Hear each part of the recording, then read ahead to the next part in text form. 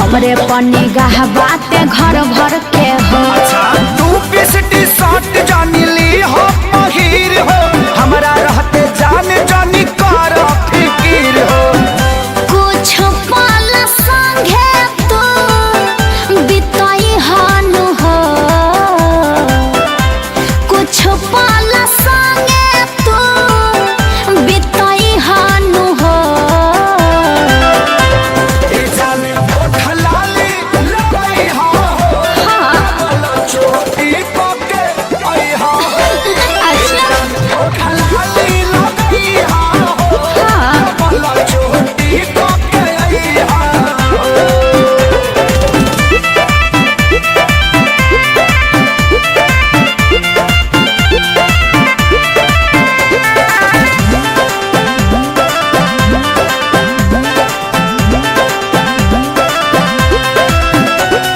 जी भर निहार निहला के बाद जवनिया के भर पेट खै ह परस